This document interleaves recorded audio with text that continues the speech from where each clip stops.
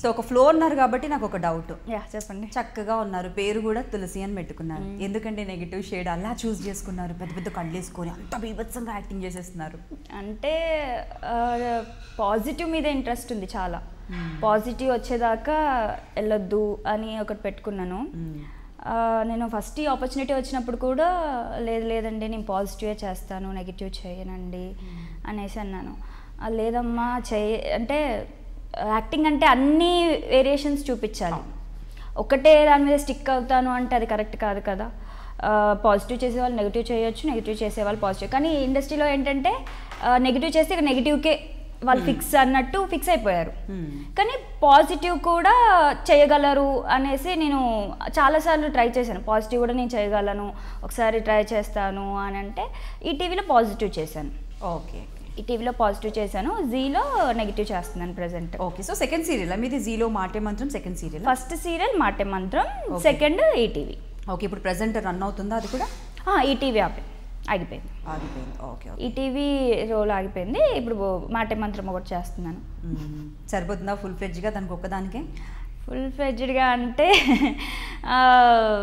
Acting మీద interest ఉంది, చేయాలి అని ఉంటుంది. అంటే ఒక్క క్యారెక్టర్ తోటి ఆపేయాలని ఎవరికి ఉండదు, ఇంకా చేయాలి, ఇంకేదో చేయాలి అనేది ఉంటుంది.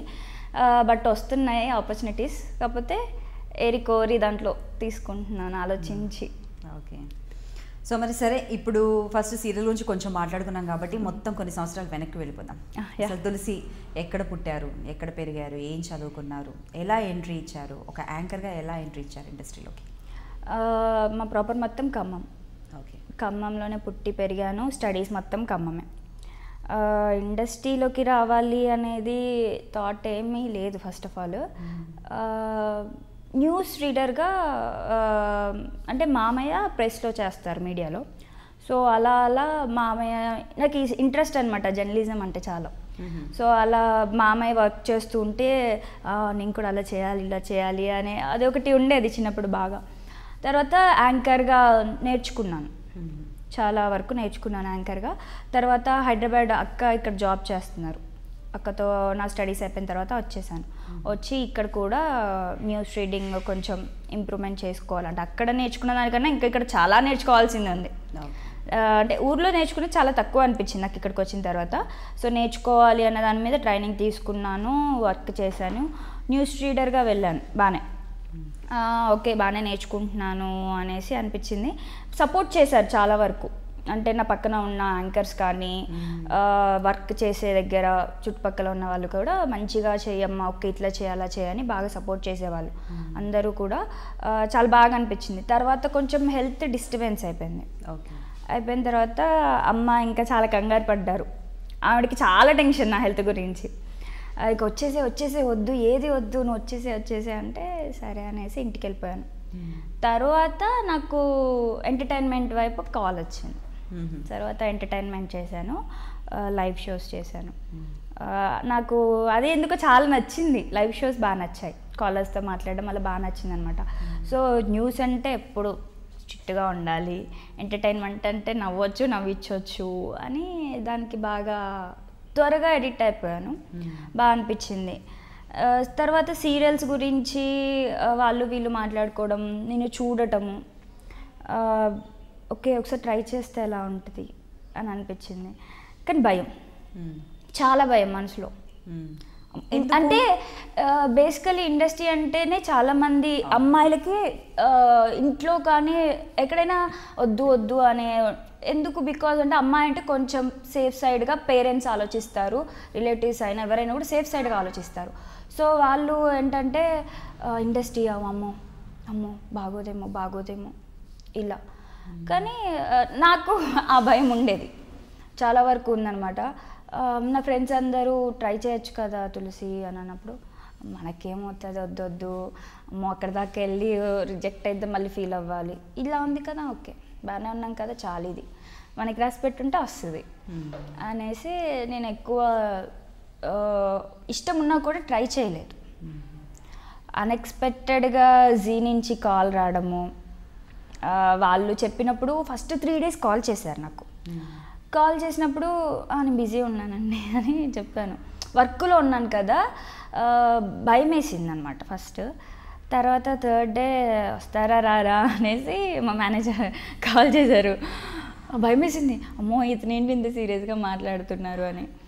ఓకే అనేసి వెళ్ళాను నేను. వెళ్ళినప్పుడు బాగా మాట్లాడారు వాళ్ళు, మంచి రిసీవింగ్ ఉంది. నేను ఆఫీస్ టెన్షన్లోనే ఉన్నాను దాదాపు, అంటే ఆఫీస్కి వెళ్ళాలి, వర్క్ ఆగిపోయింది, ఇక్కడికి వచ్చాను, వీళ్ళు మాట్లాడుతున్నారు, జాస మొత్తం ఆఫీస్లోనే ఉంది నాకు. వర్క్ ఆపేసి వచ్చాను, అంటే నేను లంచ్కి వెళ్తున్నానని చెప్పేసి వచ్చాను అనమాట ఆఫీస్కి. వాళ్ళేమో ఇంకా లంచ్ అవ్వలేదని కాల్ చేస్తున్నారు, లైవ్కి స్టార్ట్ అయిపోతుంది టైం అని. అయితే వీళ్ళు మాట్లాడారు, ఇలా అమ్మ పలానా రోల్ అని చెప్పినప్పుడు సారీ సార్ నేను అలా చేయలేను, నేను పాజిటివ్ కోసం వెయిట్ చేస్తున్నాను సార్, లీడ్ కావాలి, నేను లీడ్ కోసం ట్రై చేస్తున్నానండి అన్నాను.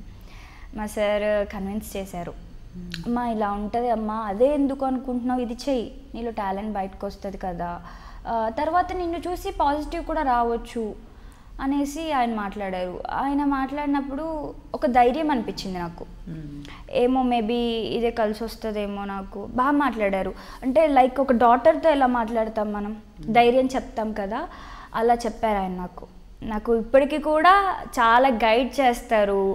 సొంత కూతురుతో ఎలా చెప్తారు, అమ్మ ఇలా చేయాలని. నేను ఇప్పటికి కూడా ఆయన అడుగుతాను, ఇలా చేయనా అండి, అలా చేయనా అండి అని అడుగుతాను, అన్నీ చెప్తారు. వాళ్ళ సొంత కూతురులాగా చూసుకుంటారనమాట.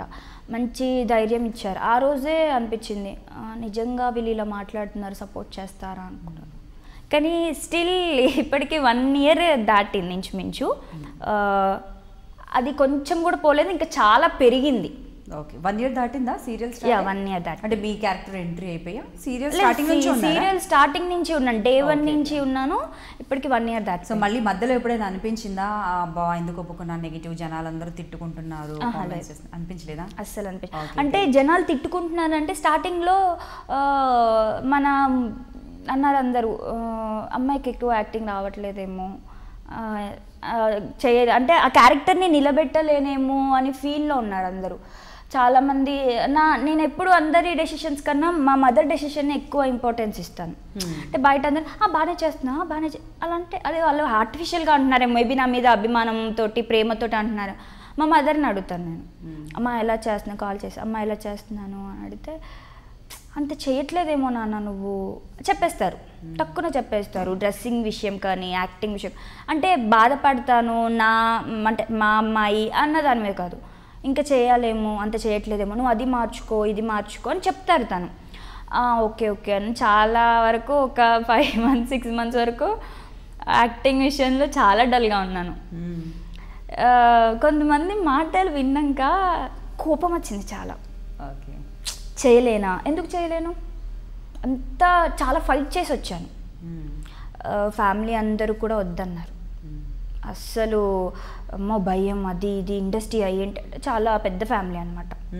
అంటే జాయింట్ ఫ్యామిలీ, పెద్ద ఫ్యామిలీ, అండ్ నాన్న లేరు, రెస్పాన్సిబిలిటీ మొత్తం డాడీ సైడ్ వాళ్ళు తీసేసుకున్నారు. సో ఇంట్లో నుంచి బయటికి వెళ్ళనివ్వరు, పెద్ద ఫ్యామిలీ అనమాట. సో అలా పెంచడం కూడా బాగా ధైర్యము, దేనికి భయపడను, అలాంటివి ఏం లేదు. సో ఈ ఆపర్చునిటీ వచ్చినప్పుడు మా మదర్కి ఇష్టం, చాలా ఇష్టం. ఆవిడ కష్టపడడం చూడలేకనే వచ్చాను. ఫస్ట్ థింగ్ ఆవిడ కష్టపడటము ఏమీ లేదు ఇంప్రూవ్మెంట్లో లైఫ్లో అనిపించింది. ఇంకా ఎందుకు కష్టపడాలి అమ్మా, మాకు అంటే మంచి చెడు నేర్పించావు, ఎలా బిహేవియర్ అన్నీ A to Z, ఎవరితో ఎలా ఉండాలి అన్నీ నేర్పించావు, ఇంకా మా కోసం నువ్వు ఎందుకు కష్టపడాలి అనేది చాలా బాధ అనిపించింది. ఏదో ఒకటి చేయాలి, అమ్మ కోసం చేయాలి. తనకి ఇష్టం, భయం, ఆడపిల్ల అని చాలా భయం, వద్దు, చాలా వరకు వద్దనింది, వద్దు కానీ ఇష్టం. అందరూ అంటారు పంపించండి, తులసి చేస్తుంది, మీకు రేపు సపోర్ట్గా ఉంటుంది అని అందరూ అన్నారు. చాలా భయపడేది. ఒకనొక స్టేజ్లో పాపం తను ఏమీ డెసిషన్ తీసుకోవాలో అర్థం కాలేదు తనకి.